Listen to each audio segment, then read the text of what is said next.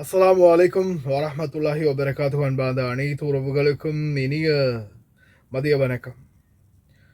கடந்த காலங்களில் உங்களுக்கு தெரிஞ்சிருக்கும் நிக்கோலஸ் மேட்ரோ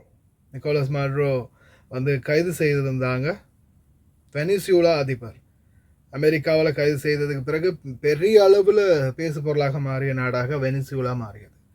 அதற்கு பிறகு தற்போது வெனிசுலா நாட்டில் நடந்த ஒரு துயர சம்பவம் பதிவாகி இருக்குது. அதாவது பார்த்தீங்கன்னா 7.7 ரிக்டர்லேருந்து 7.1 7.2 7.5 ரிக்டர் வரையிலான அந்த நாட்டில் நேற்றைய தினம் பதிவாகி இருக்குது. இந்த மட்டும் கிட்டத்தட்ட ஆயிரக்கணக்கான பேர் அப்படின்னு சொல்றாங்க உயிர் இழந்தவர்களுடைய எண்ணிக்கை. ஆனால் இன்னும் சரியான உத்தியோகபூர்வ தகவல் எதுவுமே வெளியிடலை.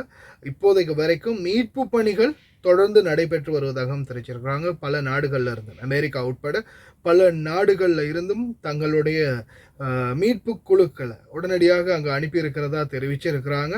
விமான நிலையம் உட்பட பல கட்டிடங்கள் மக்கள் பயணிகள் உள்ள நடமாடிக்கிட்டு இருக்கும்போது போகும்போது வரும்போதே இடிந்து விழுந்த ஒரு துயர சம்பவம் பதிவாகி இருக்குது. உண்மையிலேயே மிகவும் கவலைக்குரிய விடயமாக மாறி இருக்குது.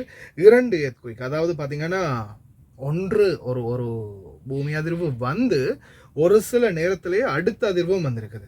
இதனால பார்த்தீங்கன்னா அந்த நாட்டில் அவசர காலச்சட்டம், அதாவது அவசர நிலைமை பிரகடனம் படுத்திருக்கிறாங்க. அதே மாதிரி மீட்பு பணிகளுக்காக இன்னும் பல நாடுகளில் இருந்து மீட்பு பணியாளர்கள் அனுப்பப்பட்டிருக்காங்க அப்படின்ற தகவலும் கிடைச்சிருக்குது.